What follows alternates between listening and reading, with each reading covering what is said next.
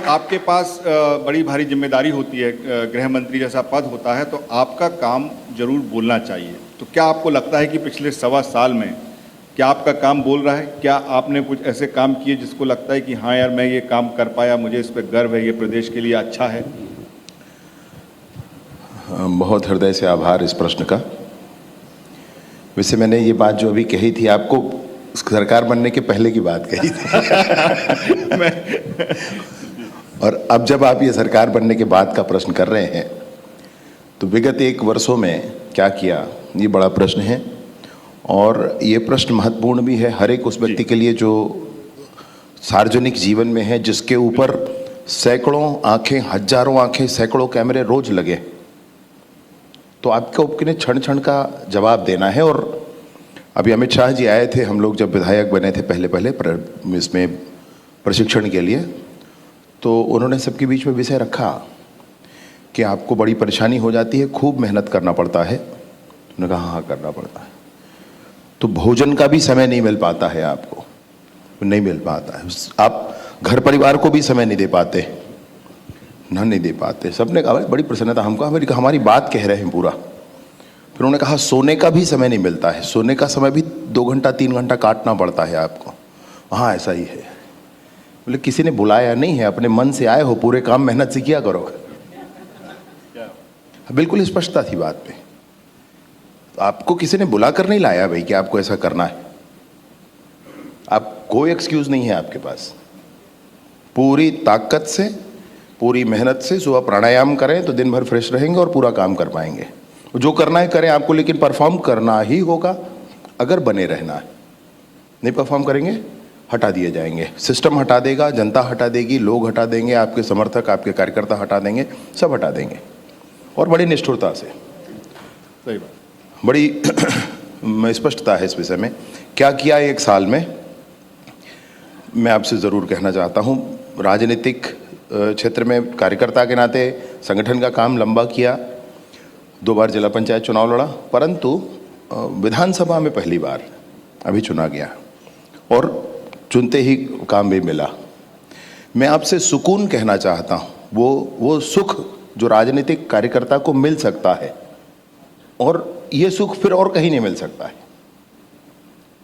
मैं आपको एक बात ध्यान दिलाऊं कि विगत सरकार जो थी कांग्रेस की, उस सरकार ने प्रधानमंत्री आवास रोक दिया था।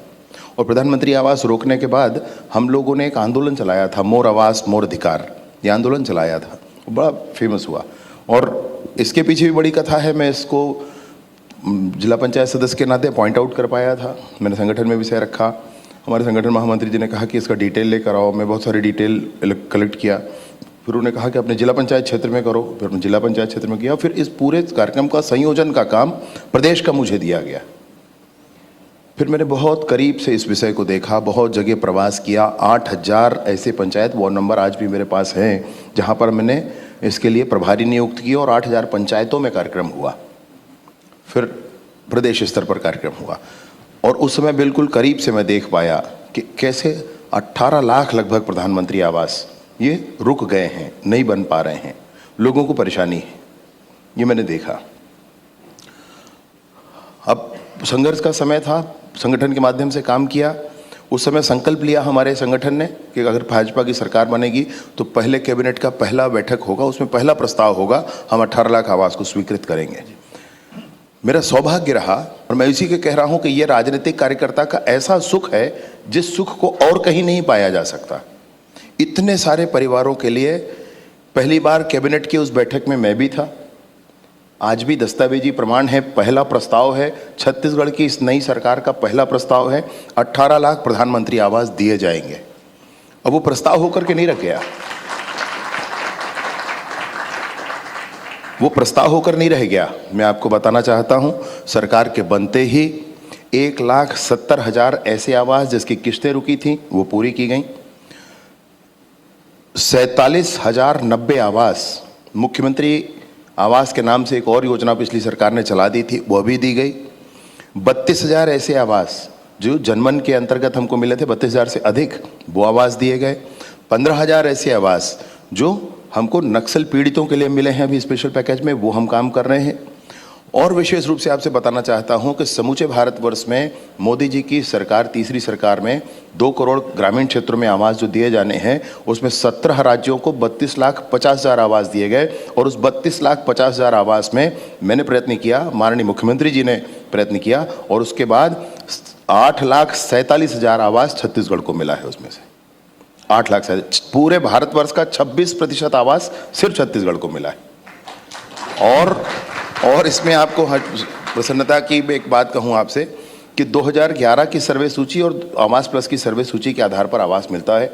2011 की सर्वे सूची में 6,33,999 ऐसे आवास थे, उसमें 6,07,000 के आवास थे। वो सारे के सारे आवास अभी छत्तीसगढ़ को मिल गए।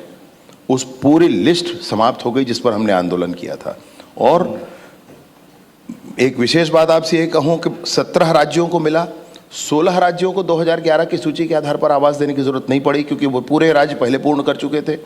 सिर्फ छत्तीसगढ़ को देना पड़ा।